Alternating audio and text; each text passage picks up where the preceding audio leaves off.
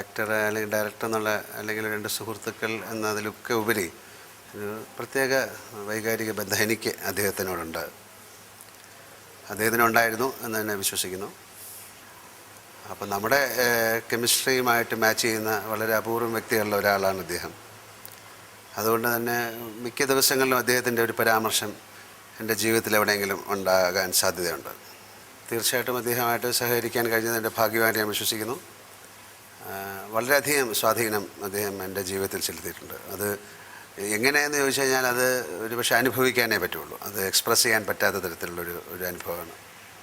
മനസ്സിനെ സ്വതന്ത്രമായിട്ട് അഴിച്ചുവിടുക എന്ന് പറയുന്നതിൻ്റെ ഒരു പ്രക്രിയയായിരിക്കാം. നമുക്ക് പല സ്ഥലങ്ങളിലൊക്കെ പോകുമ്പോഴും നമ്മൾ പലപ്പോഴും അദ്ദേഹത്തെക്കുറിച്ച് ഓർക്കാറുണ്ട്. അദ്ദേഹത്തിന് ഈ പ്രതിമയും രാജകുമാരിയും എന്നൊക്കെയുള്ള സിനിമ ചെയ്യണമെന്ന് ആഗ്രഹം ഉണ്ടായിരുന്നു.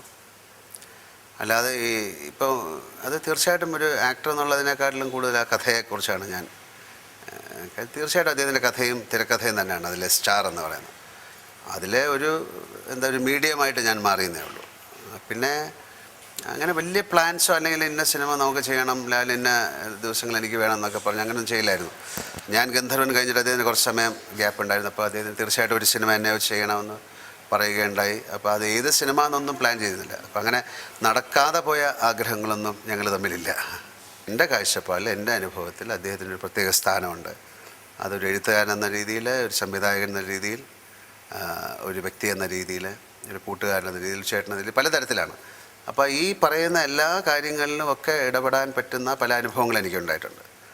അപ്പോൾ ആ അനുഭവങ്ങളുമായിട്ട് ഞാൻ ട്രാവൽ ചെയ്യുന്നു. പക്ഷേ ഇദ്ദേഹത്തിന് വളരെയധികം പ്രത്യേകത എന്ന് പറഞ്ഞാൽ ഒരു പറയേണ്ടത്, നമ്മൾ അദ്ദേഹത്തിലേക്ക് ലയിക്കുന്ന രീതിയിലുള്ളൊരു പ്രക്രിയ, അതാണ് ഒരു കെമിസ്ട്രി എന്ന് പറഞ്ഞത്. മറ്റ് പലരുമായിട്ടുമുണ്ട്, പക്ഷെ അതൊക്കെ വേറെ തരത്തിലാണ്. പപ്പേട്ടനായിട്ട് നമുക്കൊരു പ്രത്യേക തരത്തിലുള്ള ബന്ധമാണ്. അപ്പം പിന്നെ ഒന്നാമത് അദ്ദേഹമായിട്ട് വേറൊരാളെ കമ്പയർ ചെയ്യാൻ എനിക്കിഷ്ടമല്ല. കാര്യം let him be alone as a individual.